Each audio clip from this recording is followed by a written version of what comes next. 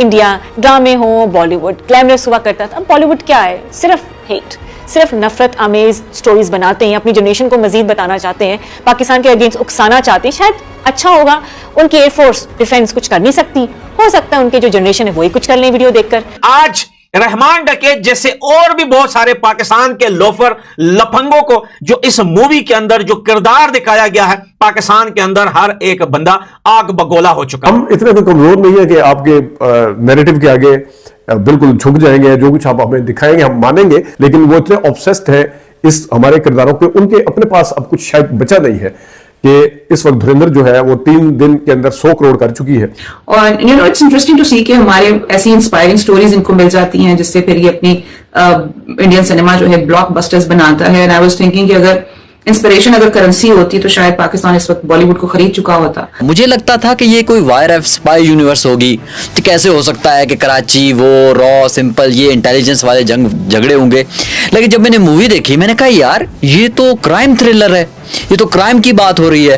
तो जब मैंने देखी है, लिटरली मैं एक स्टूडेंट हूँ फिल्म और टीवी का, मेरे बिल्कुल होश उड़ गए हैं। पाकिस्तान के अंदर धुरंधर मूवी जो है उसे बैन कर दिया गया है और ये पहली बार नहीं हुआ है, ऐसे कई बार हमने देखा है कि बॉलीवुड की ऐसी बहुत सारी मूवियां पाकिस्तान के अंदर बैन कर दी जाती है। मूवी तो बहुत दूर की बात है, पाकिस्तान के अंदर तो अगर कोई बंदा उठकर सच्चाई बता दे तो ये उन्हें भी जेल में डाल देते हैं। तो फिर तो मूवी 2 घंटे 3 घंटे की मूवी वो कैसे देख सकते हैं? जिसका नाम है धुरंधर।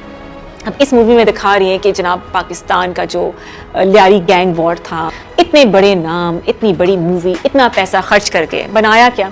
Entire Pakistan movie, original sound bites, original photos, actual footage, वो भी आप दिखाने की कोशिश कर रहे हैं to maintain the authenticity.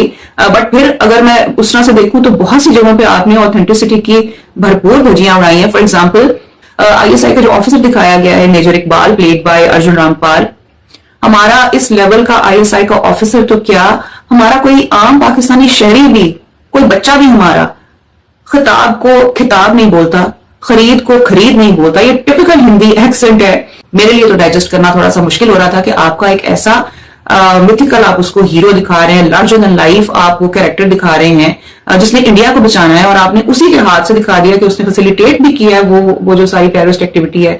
So hats off to the writer for being honest to this. अगर हम बॉलीवुड देखें आजकल तो बॉलीवुड में एक ही नैरेटिव छा रहा है, एंटायर पाकिस्तान मूवीज बनाओ और बॉलीवुड पे छा जाओ। उनके बड़े से बड़े एक्टर्स, बड़े से बड़ा मीडिया, म्यूजिक होगा तो उसमें पाकिस्तान के खिलाफ बातें होंगी, मूवी होगी पाकिस्तान के खिलाफ बातें होंगी, ऐड होगी पाकिस्तान के खिलाफ होंगी। अब ये समझ नहीं आ रहा कि इंडियन मीडिया या इंडियन जो बॉलीवुड है ग्लैमरस हुआ करता था, क्या मूवीज हुआ करती थी, आजकल मूवीज क्या आ रही हैं? पाकिस्तान के खिलाफ नफरत, एंटायर पाकिस्तान मूवीज। तो ये जो हेट है, ये जो एक्सट्रीमिज्म है, ये हमने उनके लीडर्स से भी देखा। अगर हम बीजेपी की बात करें तो वो कौन से दूर हैं, वो भी जब भी बात करते हैं पाकिस्तान के खिलाफ गलत उल्टी ही उनकी कहते हैं ना कि मुंह से निकलती है पाकिस्तान को देखकर। तो ये चीज़ें हम खुद देखते हैं, फिर हम ये मूवीज़ देख रहे हैं, अभिनंदन, धुरंधर, ये वो मूवीज़ हैं जो पाकिस्तान के अगेंस्ट एजेंडे पे काम कर रही हैं। ये स्क्रिप्टेड नज़र नहीं आती है, प्रॉपर एजेंडा नज़र आता है, एजेंडा बेस्ड मूवीज़ हैं ये। आप पाकिस्तान को किस तरह बदनाम किया जाए, जंग तो हार गए, जहाज भी गिर गए, इंटरनेशनल मीडिया पे बेइज्जती भी हो गई, डोनाल्ड ट्रंप ने भी 3 बातें सुनाकर 10 और लगा दी। इंडिया को समझ नहीं आ रहा। बॉलीवुड जब हमें अब रियलाइज हो गया है कि जो बॉलीवुड है वो बैक्ड बाय पॉलिटिकल एजेंडा है, क्योंकि इसके अलावा बॉलीवुड के पास अब और कहानियां नहीं रही।